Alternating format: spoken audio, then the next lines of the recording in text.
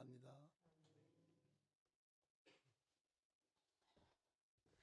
오늘 우리에게 주시는 하나님의 말씀은 마태복음 5장 1절에서 16절까지 말씀입니다. 마태복음 5장 1절에서 16절까지 신약성경 5페이지에 있습니다.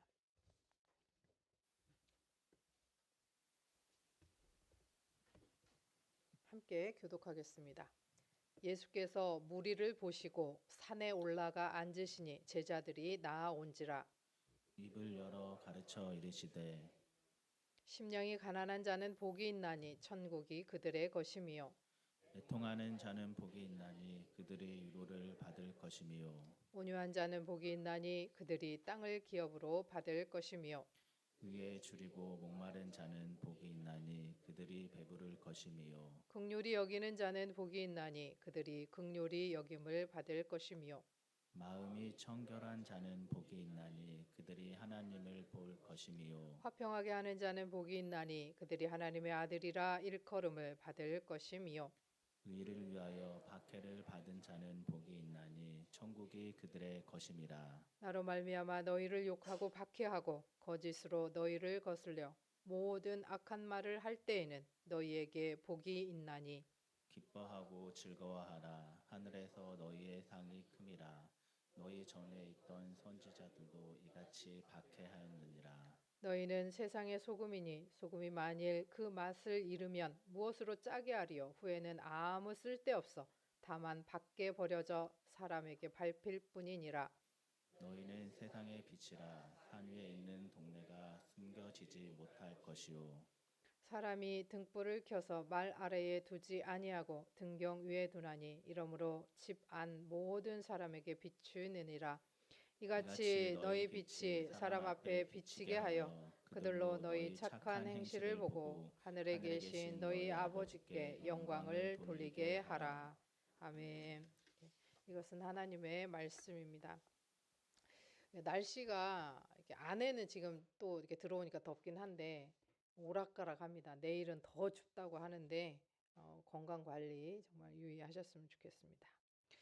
우리가 마가복음을 지금 먼저 보고 마태복음을 나중에 보고 있는데요. 왜 그러는가 하면 기록된 순서대로 지금 보고 있기 때문에 마가가 더 먼저 쓰여졌다라고 생각을 합니다. 그래서 이 마가복음을 보고 마태는 마가복음을 다 읽고 그것을 토대로 다시 마태복음을 쓰는 거예요. 그래서 누가하고 마태는 마가복음을 보고 썼는데요.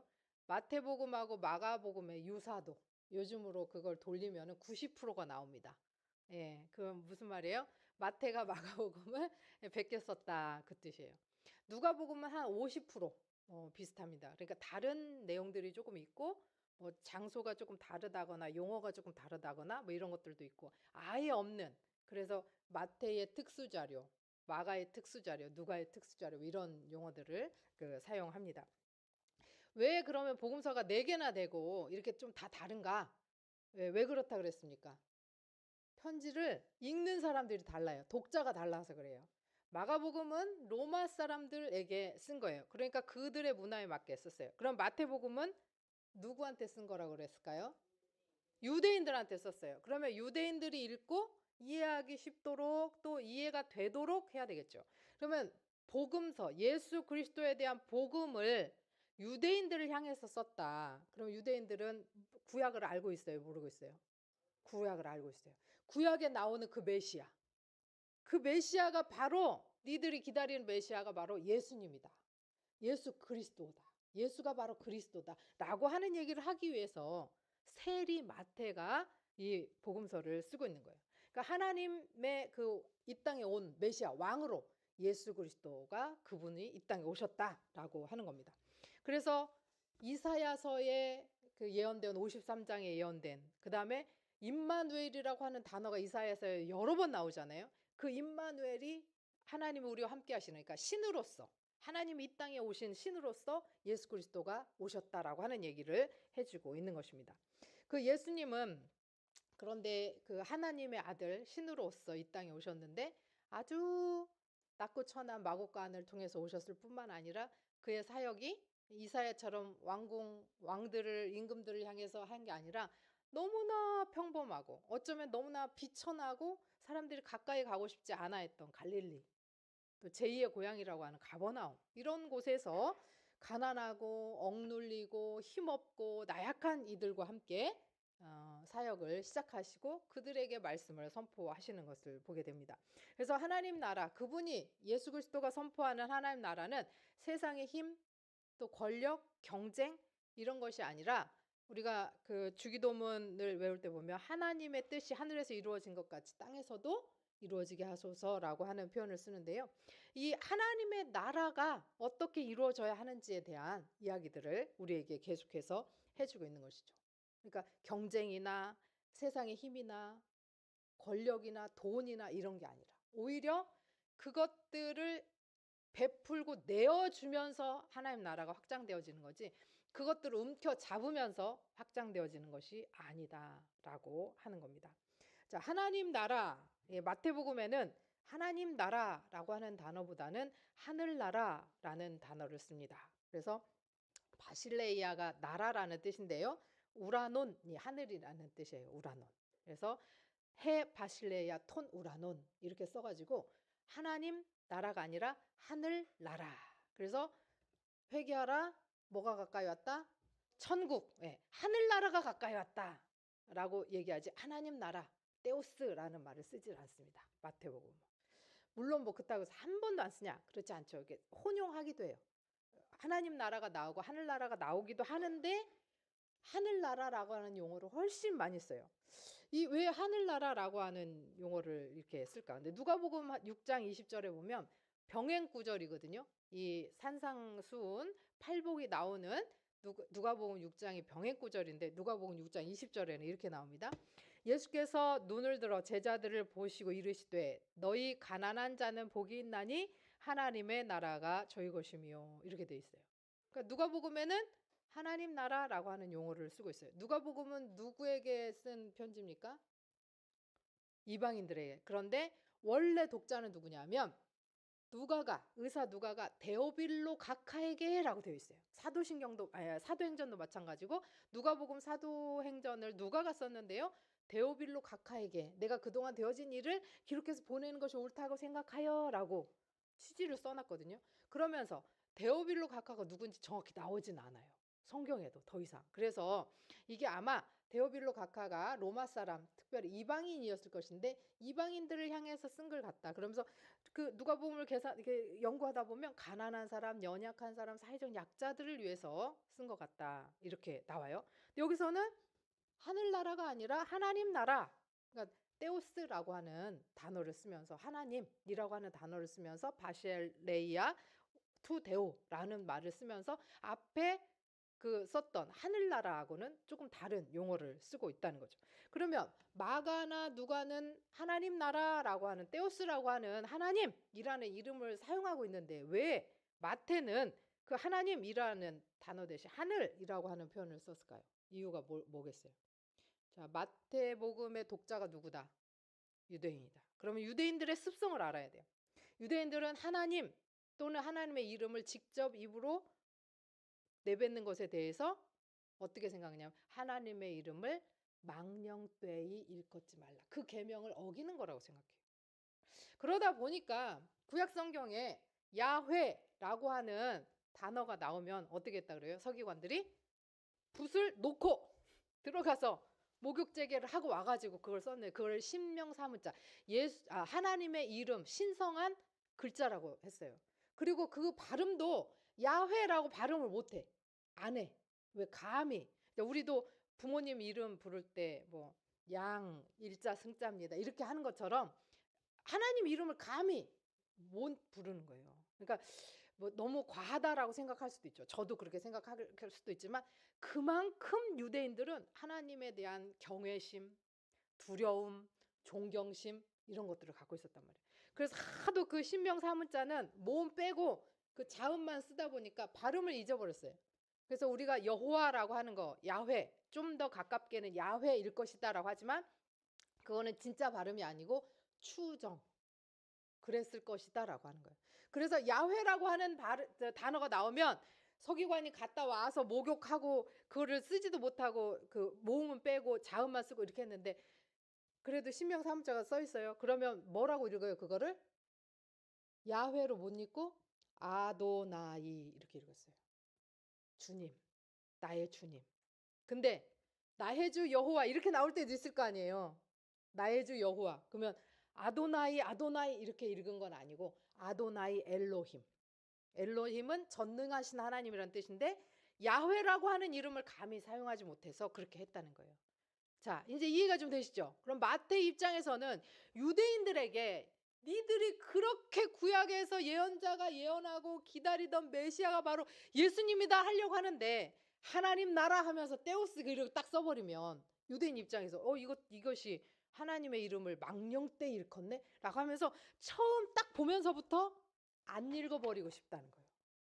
그러니까 유대인들이 성경을 끝까지 마태복음을 끝까지 읽게 하기 위해서 하나님 나라 대신 하늘나라라고 하는 용어를 사용하면서 구약이 말씀하시는 그 메시아가 바로 예수님이다까지 그래서 그 예수님이 하늘나라의 완성이시다까지 끌고 가려고 이런 용어를 사용한다라고 하는 겁니다. 자, 이 신명 사문자 우리는 그냥 야훼 하나님 뭐든 하죠. 그리고 저 같은 경우에 너무 속상하고 힘들 때 하나님 나한테 왜 이러세요? 이렇게도 하는데 불경스러운 어떻게 보면 그러나 우리가 하나님께 그렇게 가까이 갈 수 있도록 예수님께서 길을 열어주셨다. 우리는 예수님께 가까이 가고 하나님 이름 안 불러서 문제죠. 하나님 이름 부르세요. 1000번, 10,000번 부르세요. 100만 번 부르세요. 주여 주여라고 하세요. 우리가 하나님 이름을 부르고 하나님께 가까이 갈 때 하나님께서 오히려 진짜 지금은 하나님의 이름이 야 하도 안 불러가지고 내 이름 까먹겠다 야 할 정도로 우리가 하나님을 잊고 사는 것은 아닌가라는 생각이 듭니다. 자, 그리고 하나님 나라든 하늘 나라든 어쨌든 둘의 뜻은 그러면 천국이라는 것과 하나님 나라가 뜻이 다르냐? 똑같다는 거예요. 천국이라고 했을 때 이 나라라고 하는 것은 대한민국, 우리나라 했을 때 한반도를 이야기하지만 이거는 지형이나 지역적인 의미가 좀 강하게 있어요. 그러나 하늘나라, 하나님 나라라고 했을 때는 어떤 지역이나 땅 이것만을 의미하는 것이 아니라 이 나라라고 하는 말은 통치, 주권, 다스림 이런 뜻이 있어요. 그래서 하늘나라, 하나님 나라는 주권이 통치가 하나님에게 있다는 거예요. 그래서 내가 하늘나라로 살 수 있는 거예요. 내가 하나님 나라로 살 수 있는 거예요. 나 자신 하나도. 왜? 나를 하나님이 통치하시고 나의 주권이 하나님에게 있다라고 고백하면서 내 삶을 하나님께 드렸을 때 내가 하나님 나라가 되는 거예요. 그러면서 그 공동체 하나하나가 모여서 교회가 되고 교회 하나하나가 모여서 하나님의 나라를 온전히 이루어 간다라고 하는 겁니다. 자, 5장 1절입니다. 예수께서 무리를 보시고 산에 올라가 앉으시니 제자들이 나온지라. 자, 유대인에게 쓴 저기에서 이게 지금 산상설교 내지는 산상수훈이라고 하는 5장부터 7장까지의 말씀의 첫 번째 나오는 구절인데요. 산에 올라가 앉으시니 유대인에게 산은 어떤 곳이냐? 하나님과 좀 더 가까운 곳이에요. 산은. 왜? 모세가 율법을 시내산에서 받았고 호렙산 뭐 이런 산들 엘리야가 또 하나님을 만났던 갈멜산 이런 산들은 하나님의 임재를 상징하고 하나님의 말씀이 임하는 곳, 하나님의 율법이 임하는 곳, 하나님의 만남이 이루어지는 곳 이런 곳이기 때문에 산이라고 했을 때 유대인들은 예수께서 산에 올라가 앉으시니 그 말을 듣는 순간 하나님의 대리자로서 예수가 진짜 왔나 보다. 메시아가 맞나 보다. 무슨 말을 하는지 한번 들어보자. 이런 마음이 든다는 거죠. 그래서 산에 올라가 앉으시니 이제 무리들이 나왔어요. 그리고 나서 이 5장부터 7장까지의 말씀, 산상수훈에 대한 말씀들을 펼치신데요. 이 산에서 베풀어지는 하나님 나라에 대한 교훈, 가르침이라는 뜻이에요. 산상수훈이라는 뜻이 3절입니다. 심령이 가난한 자는 복이 있나니 천국이 그들의 것이며. 자, 우리가 여기서 이제 복이라고 하는 것을 다른 말로 하면 심령이 가난한 자는 행복할지니 이렇게 할 수도 있어요. 자, 근데 우리는 팔복이라고 그러잖아요. 우리가 여기 나온 8가지 복을. 근데 앞에는 별로 관심이 없고 뒤에만 관심이 있어요. 천국이 그들의 것이다. 거기에만 방점을 두는 거예요. 땅을 기업으로 받는다. 네, 거기만. 근데 앞에 뭐라고 돼 있어요? 심령이 가난한 자는. 누가복음에는 심령이라는 말이 없고 가난한 자는 이렇게 나와요. 누가복음. 자, 심령이 가난한 자, 내지는 가난한 자. 그 사람이 복이 있다, 행복하다. 왜냐하면 하나님의 나라, 하늘나라가 그들의 것이기 때문이다. 이렇게 나오고 있는 것입니다. 자, 가난하다라고 하는 거. 특별히 이제 심령이라고 하는 단어가 앞에 있으니까 마음이 가난하다.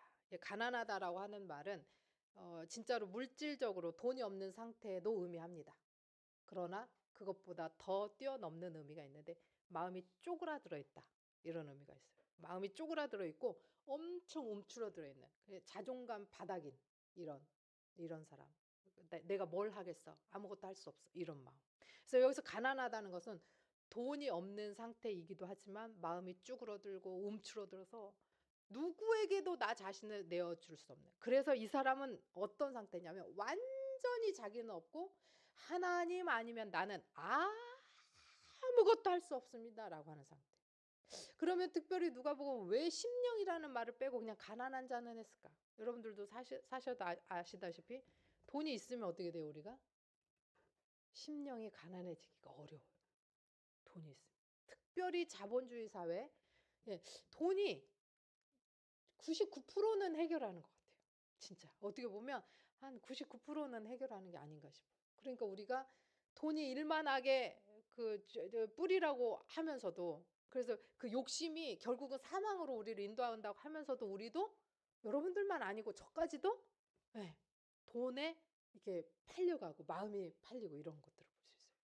그래서 여기서 심령이 가난하다라고 하는 것은 돈뿐만 아니라 건강, 뭐 인간 관계, 능력 이 모든 것을 포함해서 움츠러들고 쪼그라들고 아무것도 없어서 하나님만이 저의 전부입니다라고 고백하는 그런 사람에게 심령이 가난하다라고 하는 거예요.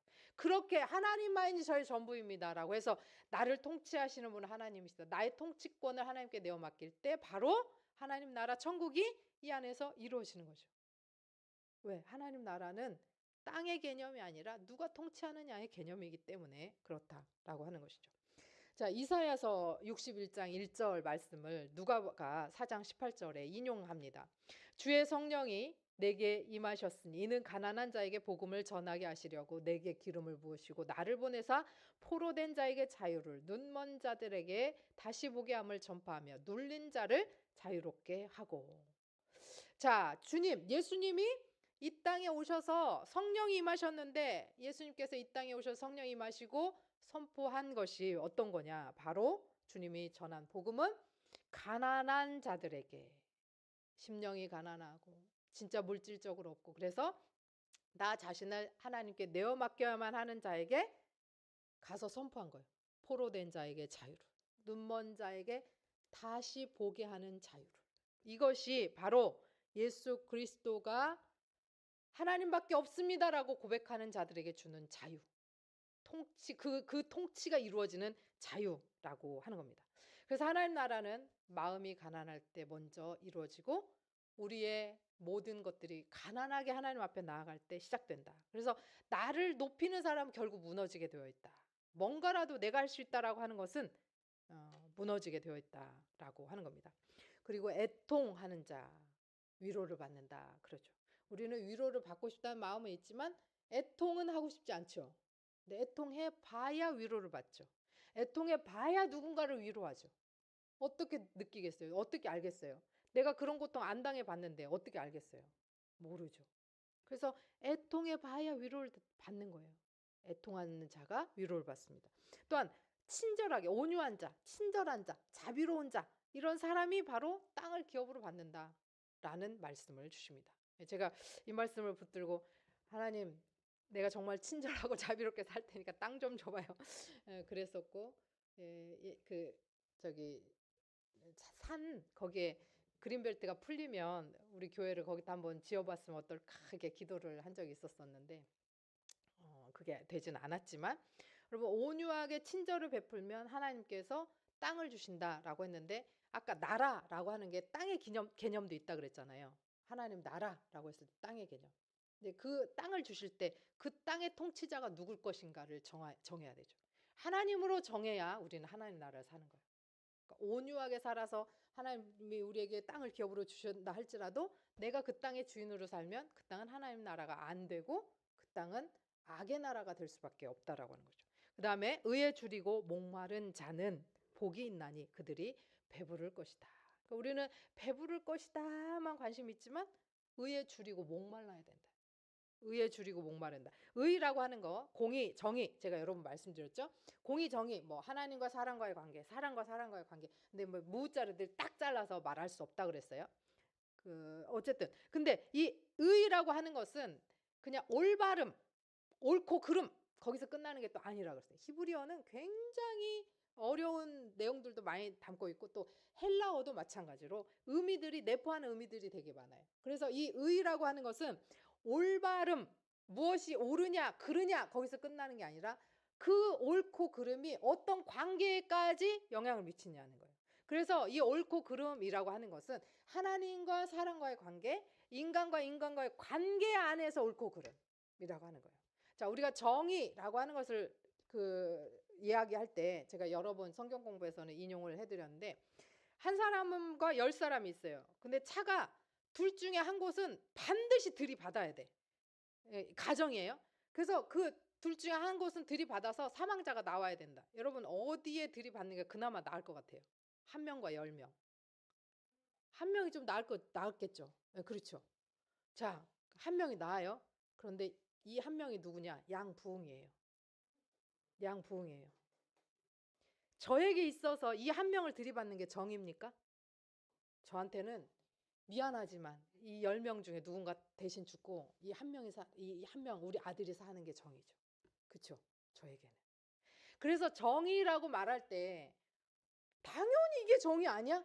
당연한 건 없는 것 같아요. 근데 하나님께서 그 정의, 그 공의를 인간과 인간과의 관계, 하나님과 인간과의 관계를 올바로 온전하게 바로 세우기 위해서 하신 일이 뭐냐? 십자가에서 당신의 아들을 죽이셨다는 거예요.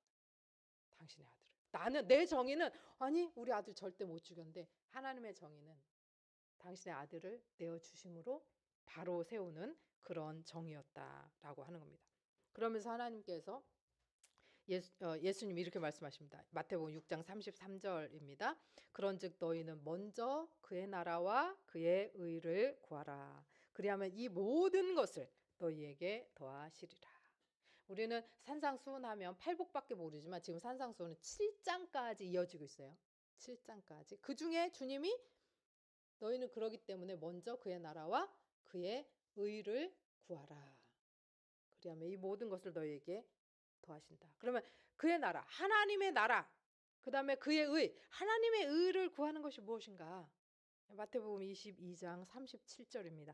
예수께서 이르시되 내 마음을 다하고 목숨을 다하고 뜻을 다하여 주 너희 하나님을 사랑하라 하셨으니 이것이 크고 첫째 되는 계명이요 둘째도 그와 같으니 내 이웃을 내 자신과 같이 사랑하라 하셨으니 이 두 계명이 온 율법과 선지자의 강령이니라. 하나님의 나라를 구하고 하나님의 의를 구하는 것이 무엇이냐? 바로 하나님 사랑하고 이웃을 사랑하는 것이라는 거예요. 그래서 하나님의 나라는 사랑으로 세워지고 하나님의 의는 사랑으로 완성된다. 그 사랑의 완성이 어디에서 이루어졌다? 십자가에서 완성됐다. 그럼 예수 그리스도의 제자된 우리들 어떻게 살아야 될 것인가? 그리스도의 그 마음과 그 뜻과 그 행동을 본받아서 살아가야 되겠죠. 자, 긍휼히 여기는 자는 7절입니다. 복이 있나니 그들이 긍휼히 여김을 받을 것이다 라고 되어 있어요. 긍휼히 여기다라고 하는 것은 불쌍히 여기다라고 하는 의미를 내포하고 있는데요.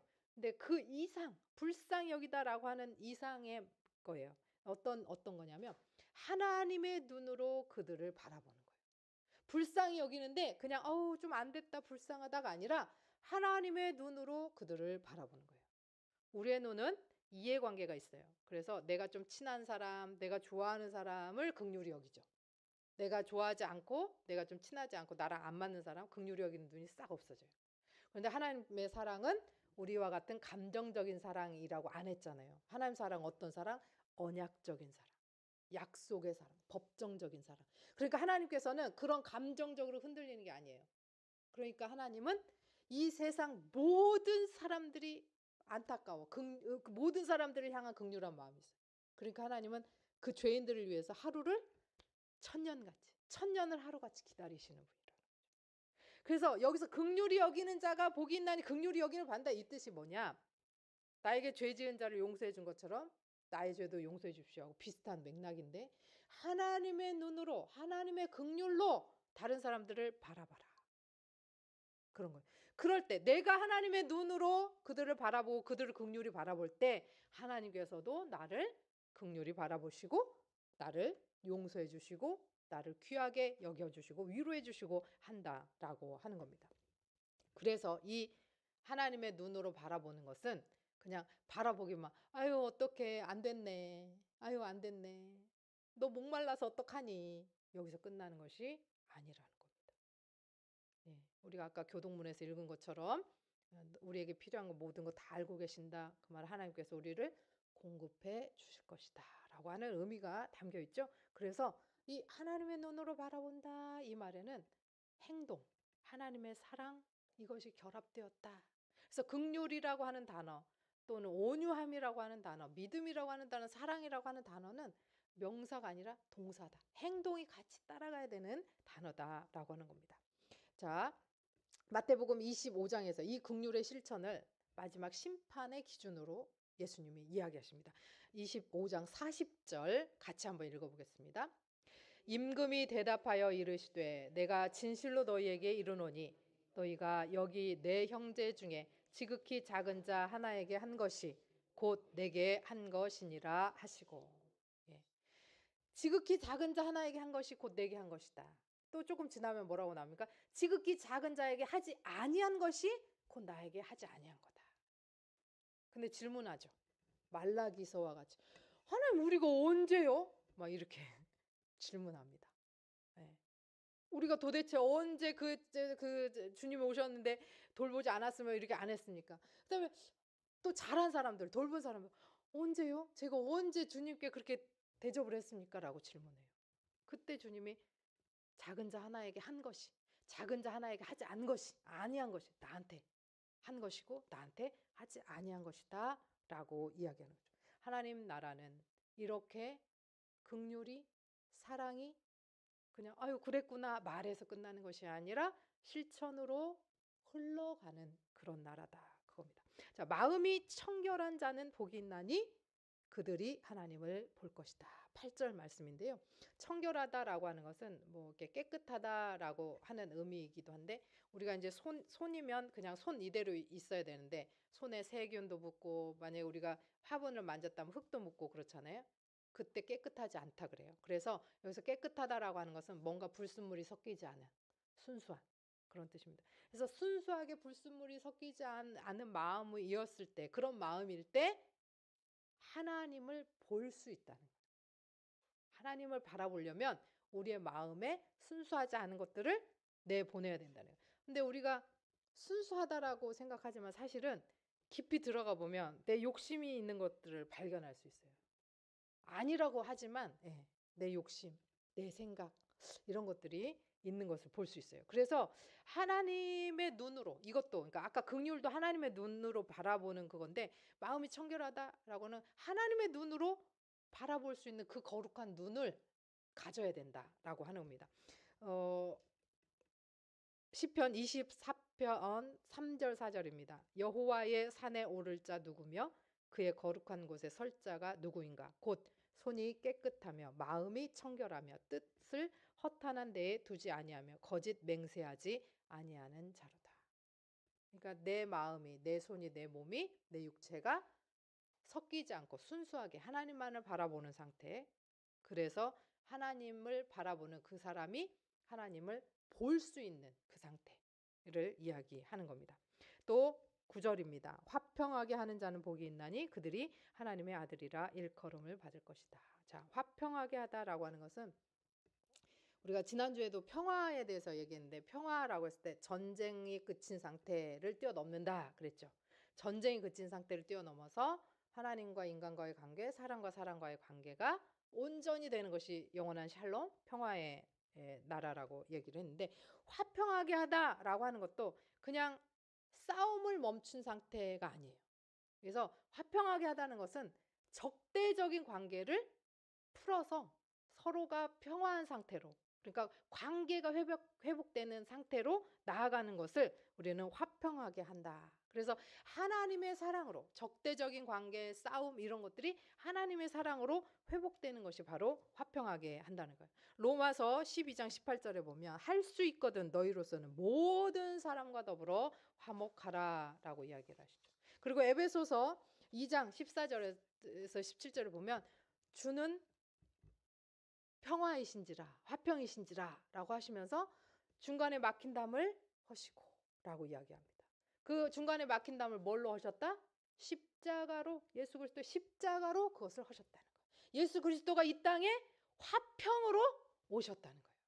자, 화평하게 하는 자는 하나님의 아들이라 일컬음을 받는다. 예수님이 이미 그 길을 열어 놓으셨어요. 예수님이 하나님의 아들로서 화평하게 하는 자, 싸움을 멈췄을 뿐만 아니라 하나님의 사랑으로 나아가는 그것을 열어두셨어요. 그러면 그리스도인인 우리도 그 길을 따라가야 된다는 거죠. 우리는 평화의 대사다라고 하는 것을 명심해야 됩니다. 우리는 산상수훈, 산에서 가르치신 하나님 나라 백성으로서 삶 어떻게 살아야 될 것인가에 대한 가르침에서 복 뒤에 있는 복만 보지만 앞에 내가 하나님 의에 줄이고 목마른 자로, 하나님 내가 가난한 자로, 내가 애통하는 자로, 온유한 자로, 긍휼히 여기는 자로, 화평케 하는 자로, 마음이 청결한 자로, 그 다음에 의를 위해서 핍박받는 자로. 핍박받는 자. 조금만 나쁜 소리 들어도 속에서 부글부글하죠. 그런데 주님께서 기뻐하고 즐거워하라. 하늘에서 너희 상이 크다. 근데 누가 조금만 나쁜 소리 해도 밥맛이 없어져. 저 그 MBTI F. 그래가지고 누가 문자를 보낼 때 네 이렇게만 하잖아요. 얘가 나한테 화가 났나? 왜 물결을 안 보냈을까? 뭐 이런 생각이에요. F. 네. 화평하게 하는 자. 화평하게 하는 자. 네. 그러니까 누가 조금만 나쁜 말 해도 기분이 나쁜데 핍박받고 박해받을 때 기뻐하래. 기뻐하래. 어렵죠. 근데 그렇게 주님께서 그 길을 가셨고 우리에게도 그 길을 따라오라 말씀하신다는 거죠. 자, 5장에서는 이렇게 팔복에 대한 선언을 하시면서 우리가 하나님 나라의 성품, 하늘나라의 성품을 어떻게 개발하면서 예수 그리스도가 걸어가신 그 길을 어떻게 따라갈 것인가? 그러면서 빛과 소금으로서의 삶을 세상 속에서 살아내고, 그래서 그리스도인으로서 사랑과 성결과 순결과 순종을 드러내라 라고 합니다. 6장에서는 사람에게 보이려고 하지 말고 은밀하게 계신 하나님께 하는 경건에 대해서 말씀해 주시고, 주기도문을 통해서 그 아버지의 나라와 뜻이 이 땅에서도 이루어질 것, 그러니까 이미 온 하나님의 나라를 이루어갈 것을 이야기합니다. 그러나 아직 오지 않은 그 나라를 위해서 매일매일을 살아가야 되는 것을 이야기하고, 그 다음에 염려하지 말고, 아무것도 염려하지 말고 오직 그의 나라와 그의 의를 구하라. 그의 나라와 그의 의가 뭐냐? 뒤로 이어지는 말씀을 보면은 하나님을 사랑하고 이웃을 사랑하는 것이다 라는 거죠. 7장에서는 황금률,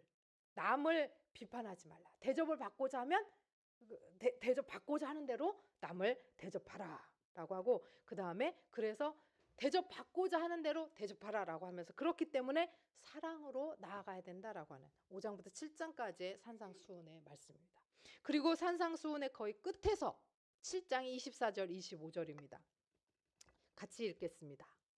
그러므로 누구든지 나의 이 말을 듣고 행하는 자는 그 집을 반석 위에 지은 지혜로운 사람 같으리니 비가 내리고 창수가 나고 바람이 불어 그 집에 부딪히되 무너지지 아니하나니 이는 주추를 반석 위에 놓은 까닭이라. 자, 이 말을 듣고 행하는 사람이 반석 위에 집 지은 사람이다. 이 말을 듣고 행하지 않은 사람은 모래 위에 집 지은 사람이다. 그러니까 이 말을 듣고 행해야만 주초가 반석 위에 있는 것처럼 하나님의 뜻을 이루는 사람이다 라고 하는 거죠. 산상수훈의 결론이에요. 이게. 주님께서 산에 올라가서 나는 하나님의 아들, 너희가 기다리는 구약의 메시아다라고 하는 것을 드러내시면서 하신 그 말씀의 결론이 뭐냐? 들었으면 행해라. 말씀을 듣고 행해라 라고 하는 거죠. 사랑하는 성도 여러분, 예수님은 이 말씀을 선포하셨을 뿐만 아니라 이 말씀대로 직접 그대로 살아내신 분. 그래서 십자가에서 이 모든 팔복 선언에 나오는 의를 위해서 줄이고 목마르고 핍박받고 긍휼히 여기고 애통하고 온유하고 마음이 청결하고 화평케 하고 이 모든 것을 십자가에서 이루시면서 우리들더러 따라오라 말씀하고 계십니다. 십자가는 그래서 이 팔복의 완성일 뿐만 아니라 하나님 나라의 완성이다. 그러므로 우리가 어떻게 해야 되겠습니까?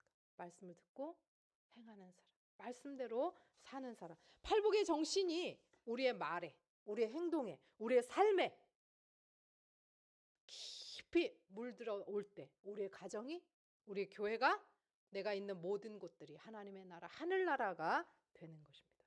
그렇게 살 때 우리가 빛으로, 소금으로 하나님의 향기를 날리면서 세상 사람들로 하여금 야, 기독교인들이 진짜 다르구나. 여러분, 저도 너무 잘 못 살고 그냥 머리 쥐어 박을 때 많아요. 그렇지만 주님의 말씀이 이렇게 왔을 때 주님 말씀 앞에 우리를 내려놓아야 할 것 같습니다. 그 마태복음 5장 13절부터 16절까지 제가 13절을 뺐는데요.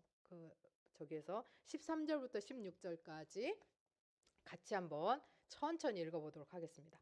너희는 세상의 소금이니 소금이 만일 그 맛을 잃으면 무엇으로 짜게 하리요? 후에는 아무 쓸데없어 다만 밖에 버려져 사람에게 밟힐 뿐이니라. 너희는 세상의 빛이라. 산 위에 있는 동네가 숨겨지지 못할 것이요 사람이 등불을 켜서 말 아래에 두지 아니하고 등경 위에 두나니 이러므로 집안 모든 사람에게 빛이 느니라. 이같이 너희 빛이 사람 앞에 비치게 하여 그들로 너의 착한 행실을 보고 하늘에 계신 너희 아버지께 영광을 돌리게 하라. 아멘. 하나님께서 우리에게 산상수훈 마지막에서 주신 말씀은 들었다면 행해라 그런 건데, 이 들었다면 행해라 이것이 우리가 빛으로 소금으로 사는 것이고, 그렇게 빛으로 소금으로 살아갈 때 세상 사람들이 우리를 보고 하나님께 영광 돌린다 합니다. 주님은 우리에게 이것을 너희가 행하라 라고 말씀하시고 나 몰라라 하시지 않습니다. 마태복음 28장 20절 내가 너희에게 분부한 모든 것을 가르쳐 지키게 하라. 볼지어다 내가 세상 끝날까지 너희와 항상 함께 있으리라 하시니라.